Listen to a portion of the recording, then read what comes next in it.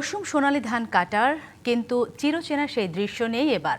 বৃষ্টির পানি তোড়ে ভাঙছে বাঁধ, টানা বৃষ্টিতে পুরোপুরি ডুবে গেছে হাওর। চোখের সামনে তলিয়ে যাচ্ছে শত শত বিঘা জমির ধান।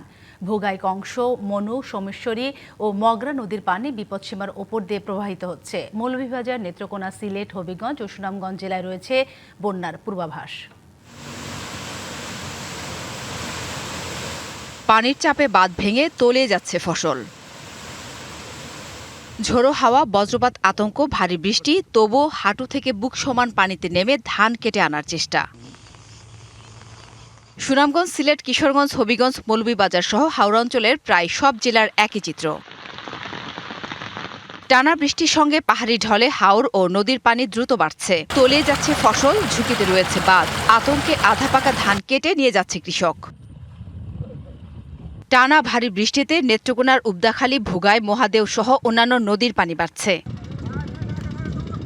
সোনাডুবি, গোড়াডুবা, আঙ্গাজুরা ও মহিষাসুরা হাওর এবং মেদি ও তেলেঙ্গা বিলের প্রায় 1000 হেক্টর ক্ষেতের কাঁচা পাকা বড় ধান পানিতে তলিয়ে গেছে। আমরা ধান ফান লুয়ে তো খুব বিপদে আছি, ঠিক করতে পারি না। দেখো না পানি, এই যে পানি, বৃষ্টির লাগি ফটো খাদা নেওয়ার কোনো সুযোগ সুবিধা নাই। না এগুলো হাঁটার লাগে ওখানে হামলা গিয়া গেলে 10,000 9,000 এর মধ্যে এই দিনের মধ্যে ঠাট আমাদের কেউ জানা এর মধ্যে হামলা পাওয়া যায় না, মানুষের মেশিনের আশায় হামলা আনছে না। আর এখন তো পানি উঠে গেছে গিয়া। ঢলে হাওর ও নদীর পানি দ্রুত বাড়ছে সুনামগঞ্জে। চোখের সামনে জমির ধান তলিয়ে যাচ্ছে, দিশেহারা কৃষক।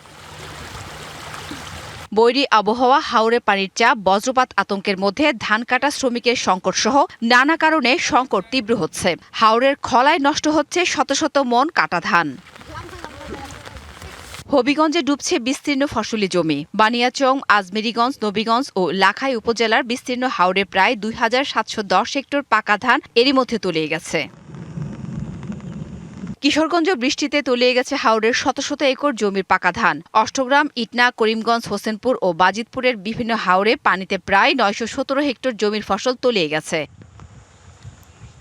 সময়মতো ধান ঘরে তোলায় প্রশাসনের পক্ষ থেকে প্রয়োজনীয় সহায়তা দেওয়া হচ্ছে। এই বৃষ্টির কারণে আমাদের মনু নদীর পানি প্রায় একদিনেই 3.5 মিটার পানি বৃদ্ধি পেয়েছে।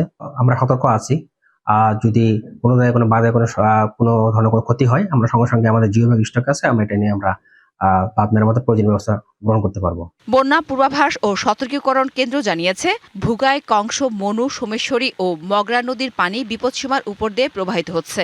বন্যার পূর্বাভাস রয়েছে মৌলভীবাজার, নেত্রকোনা, সিলেট, হবিগঞ্জ ও সুনামগঞ্জে। জান্নাত সাথী, ডিবিসি নিউজ ডেস্ক।